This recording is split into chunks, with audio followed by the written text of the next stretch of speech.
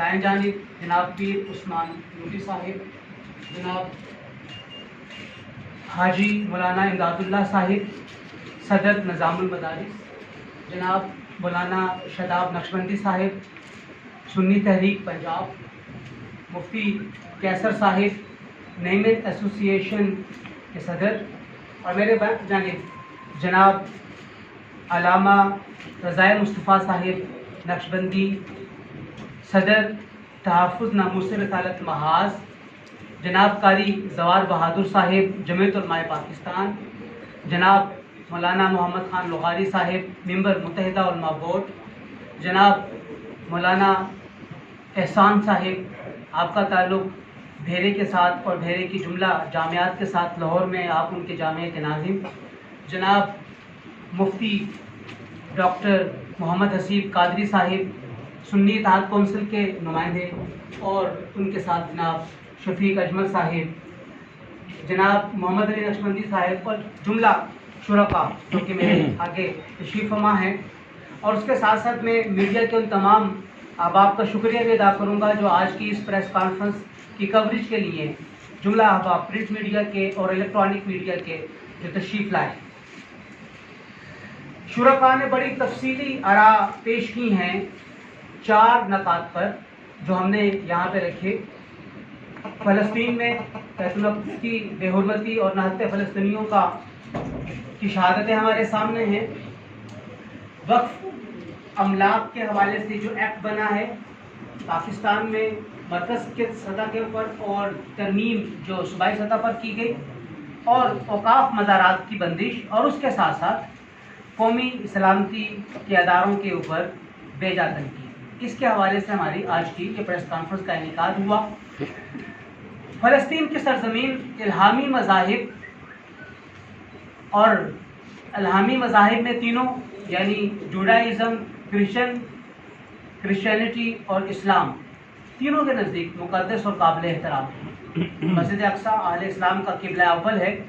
اور یہاں پہ میں یہ بات بڑے وثوق کے ساتھ کہوں گا کہ مسجد اقصیٰ کے اوپر خاص طور پہ جو جوڈائزم کے ماننے والے اپنا حق جماتے ہیں، وہ اپنی ابتدا میں کہیں پر بھی مسجد اقصیٰ کے اوپر اپنے حق کو ثابت نہیں کر سکتے ہیں. یہ تو بہت میں جا کے انہوں نے مسجد اقصیٰ کے حوالے سے کلیم کرنا شروع کیا. حقیقت میں مسجد اقصیٰ کے اوپر جو کلیم بنتا ہے وہ مسلمانوں کا ہی بنتا ہے. رمضان المبارک کے عشرے کے آخری ایام میں اور مبارک ساعتوں میں عالمی فتنہ پرور اور ظالم و سفاک دہشت گرد ملک اسرائیل کی طرف سے اس کی بے حرمتی کے اوپر ہم جملہ شرکاء مذمت کرتے ہیں، قابل مذمت ہے. اس سے کروڑوں اہل اسلام کے جذبات مجروح ہوئے ہیں، اور کئی روز کی مسلسل بمباری اور فضائی اور زمینی حملوں کے ذریعے سینکڑوں نہتے مظلوم فلسطینی مسلمان بچے، عورتیں، بوڑھے اور نوجوان ان کا قتل عام کیا گیا، وہ شہید ہوئے. یہ ظلم و بربریت کی انتہا ہے. مسلم خون کو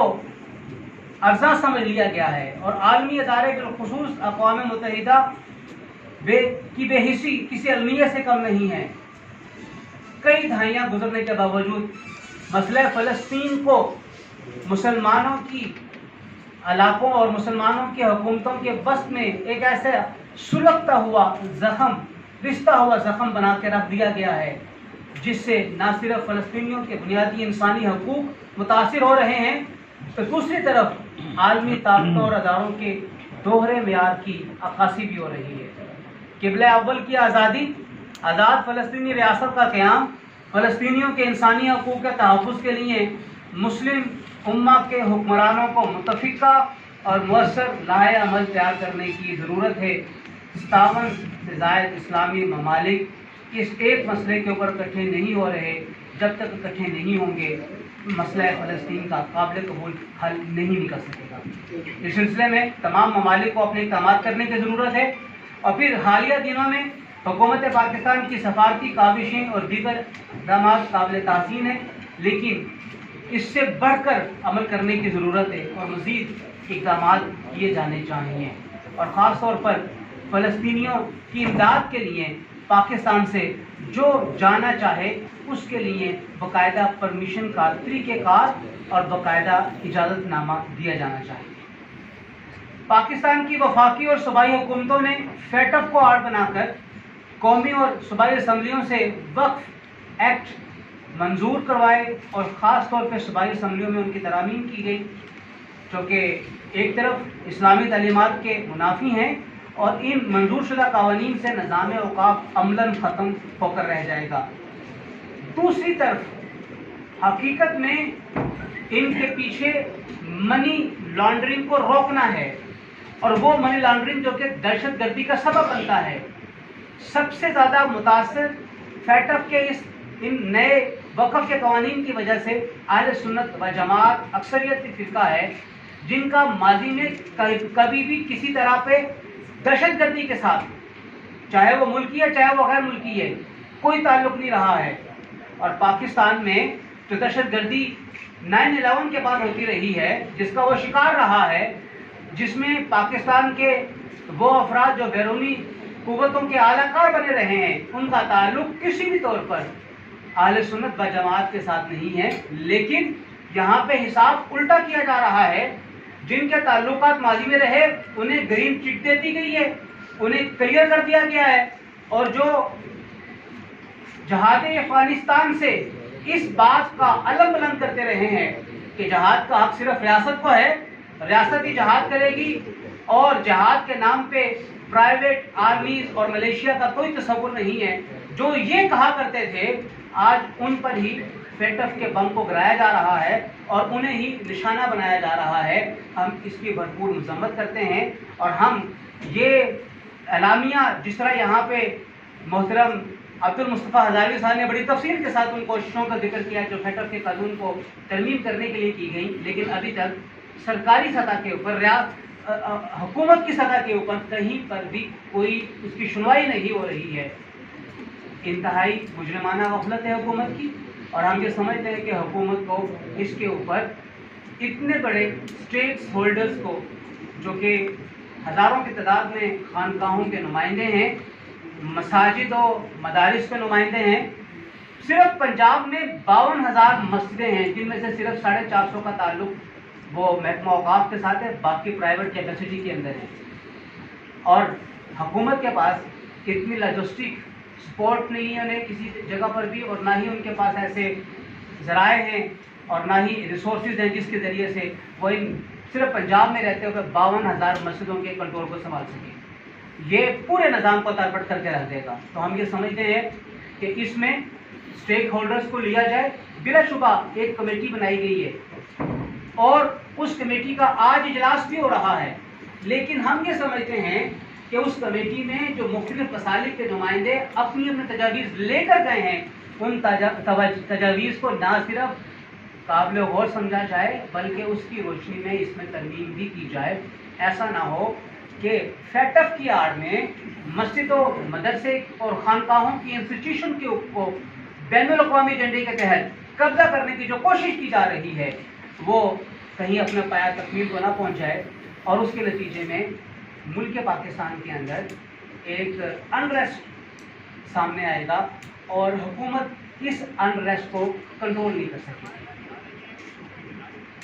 ہم یہ سمجھتے ہیں کہ اس مسئلے کو حل کرنے کے لیے جو کمیٹی بنائی گئی ہے اس کمیٹی کی سفارشات کو رکھا جائے اور اس کی روشنی میں ترمیم کی جائے، اور ترمیم کرنے کے بعد پھر اسے سامنے رکھا جائے۔ ہم اس کے مخالف نہیں ہیں کہ مسجد و مدارس کے اکاؤنٹس اور ان کے اخراجات کا آڈٹ نہ ہو۔ جس طرح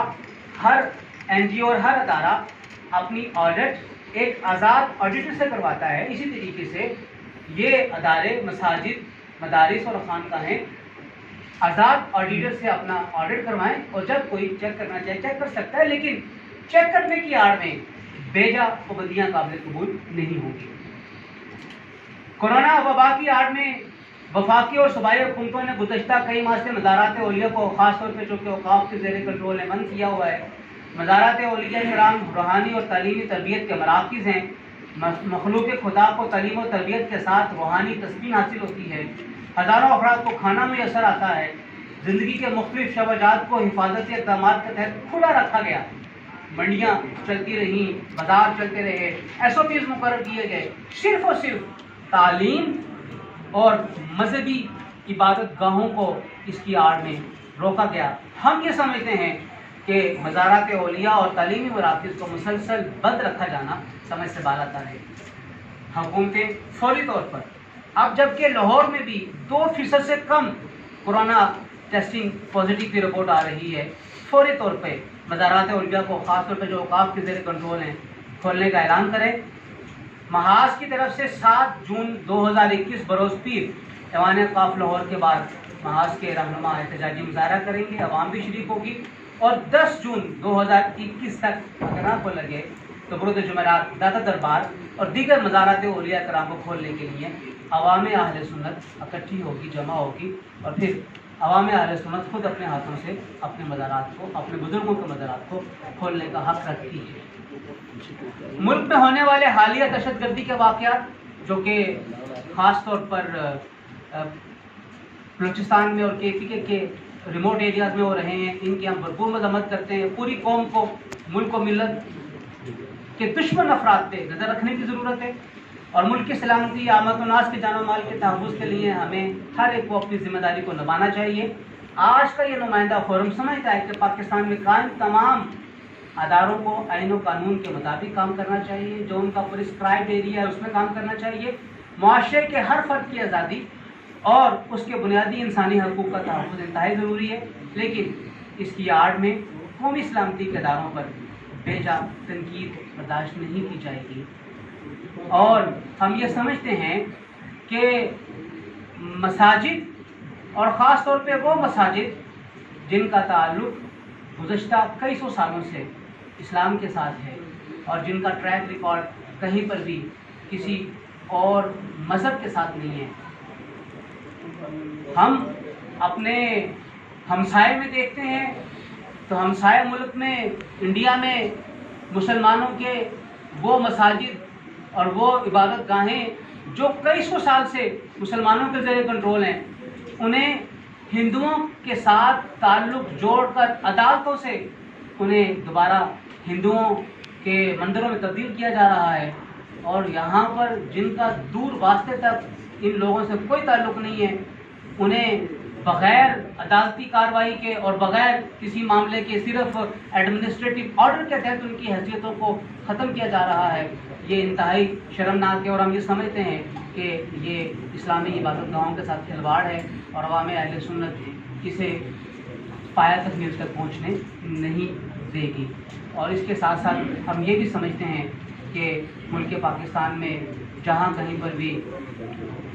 ڈاکو اور ملک دشمن عناصر آمد الناس کے بنیادی حقوق کو پامال کر رہے ہیں, ان کے لیے